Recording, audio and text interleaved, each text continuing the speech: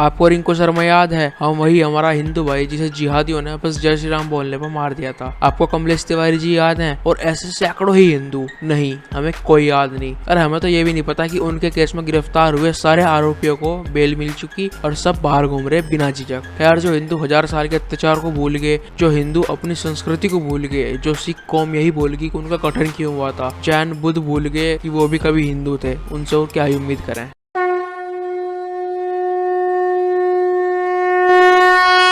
जय श्री राम भाइयों, मैं प्यार के। पिछले 10 दिनों में बंगाल में जो कुछ भी हुआ उस पर मैंने भी 3 वीडियो बनाई। एक उड़गी, 2 पर कॉपीराइट है। खैर, मुझे इससे कोई फर्क नहीं पड़ता। ये चैनल पैसे कमाने के लिए नहीं खोल रहा था, उड़ भी गया तो फिर खोल लेंगे। लेकिन मुझे दुख इस बात का है कि हिंदू आज भी बस रो रहा है। जो बंगाल में हुआ उसके लिए, जो देश में हर जगह हो रहा उसके लिए, या फिर पास में जो हुआ था उसके लिए। पर इतिहास से सीखोगे कब? इसका कुछ नहीं होने वाला। तुम आज मेहनत करके महल बनाओगे और 10 साल बाद में तुम्हें मार के उस पर कब्जा कर लेंगे। कश्मीरी हिंदुओं के पास सब था, प्रकाश उन्होंने फ्यूचर की सोची होती। 1987 में जब अब्दुल्ला सीएम बना तब भी ऐसे ही दंगे शुरू हुए और बस 3 साल के अंदर अंदर कश्मीर हिंदू विहीन था। तुम सोचते हो कि हिंदू जंग लड़ेगा, लेकिन वे 14 सालों से जंग लड़ रहे हैं और उनकी जंग तब तक जारी रहेगी जब तक कि पूरी दुनिया मुसलमान नहीं बन जाती। और उसके बाद भी, यानी कयामत के दिन तक, ऐसे बहुत से मुसलमान हैं जिनकी हालत यह है कि एक हफ्ता काम पर न जाए तो घर में खाने को दाना ना हो, लेकिन वे फिर भी युद्ध की तैयारी कर रहे काफिरों के खिलाफ। और हमारे यहाँ धन्ना सेठ बैठ कर अय्याशी कर रहे हैं पैसों से।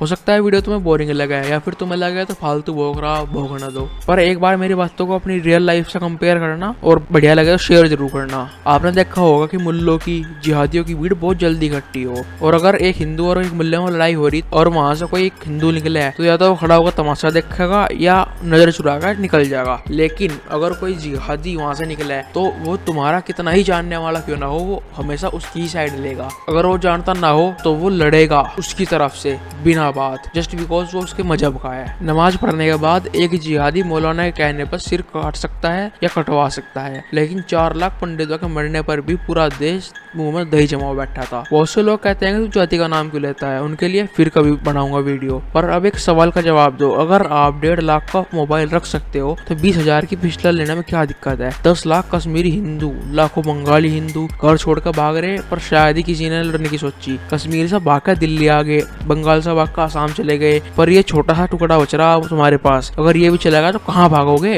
ये युद्ध 1400 साल पहले शुरू हुआ था और ना चाहते हुए भी हम इसका हिस्सा हैं। तभी से कोई मुल्ला लुटेरा कभी यूरोप की तरफ नहीं गया, वो हमेशा भारत की तरफ आया, आर्यवर्त की तरफ आया। उन्हें धन दौलत नहीं चाहिए थी, उन्हें हमारी संस्कृति खराब करनी थी, हमारी संस्कृति खत्म करनी थी, क्योंकि हम उनके सबसे बड़े दुश्मन हैं। पूरी कुरान में काफिरों का जिक्र है और काफिरों को मूर्ति पूजक बताया गया, मुशरिक। और शायद 2-3 ही धर्म है पूरी दुनिया में जो मूर्ति पूजा करते हैं। उन्हें हमारी संस्कृति खत्म करनी थी और हम तैयार बैठे थे। 250 साल के संघर्ष के बाद एक मुल्ला लुटेरा तब भारत में घुस पाया जब उसकी सहायता एक गद्दार हिंदू ने करी। मैं नहीं कह रहा आज ही तलवार उठाओ और जो जिहादी मिला उसे मार दो, लेकिन तैयार रहो जब मैं जिहादी तुम्हारे घर आए कम से कम तुम प्रतिकार कर सको, उन्हें मुंह तोड़ जवाब दे सको। शायद आपको रिंकू शर्मा याद हो, वो असली हिंदू था। उसने अपनी जान सिर्फ इसलिए दे दी ताकि उसके परिवार की जान बच सके, लेकिन उससे पहले उसने अपने घर में ढूंढा कि उसको लौटने के लिए कुछ मिल जाए। अगर उसके घर वाले पहले से तैयार होते तो शायद आज वो हमारा हिंदू भाई जिंदा होता। सुप्रीम कोर्ट ने आदेश दिया कि आप आत्मरक्षा में या फिर परिवार की रक्षा में दूसरे को मार सको। अगर अब भी तुम इंतजार करोगे कि योगी जी या मोदी जी आवेंगे तलवार लेकर तुम्हारी रक्षा करना है, तो एक काम करो, रोज सुबह सुबह दौड़ लगाने जा करो, भागने की प्रैक्टिस हो जाएगी। जैसे ईरान से, इराक से, अफगानिस्तान से, पाकिस्तान से, कश्मीर से, बंगाल से, केरल से भागे, उस तरह भागते फिरो। लेकिन याद रखियो, अगर ये छोटा टुकड़ा खत्म हो गया ना तो कहीं नहीं भाग पाने के। अगर तुम अमीर हो और तुम्हारे पास भागने लायक पैसे हैं, विदेश में बसने लायक, तो ही तुम भाग सकते हो। लेकिन अगर तुम मिडिल क्लास हो तो कोई फायदा नहीं, तुम्हारी मौत पक्की है। मुझे नहीं पता इस वीडियो के बाद चैनल बचेगा या नहीं बचेगा। 2 स्ट्राइक पहले आ चुकी, अब क्या आई तो चैनल टर्मिनेट हो जाएगा। तो इंस्टा फॉलो कर लो, अगर चैनल बनाने की अपडेट वहीं दे दूंगा। राम राम।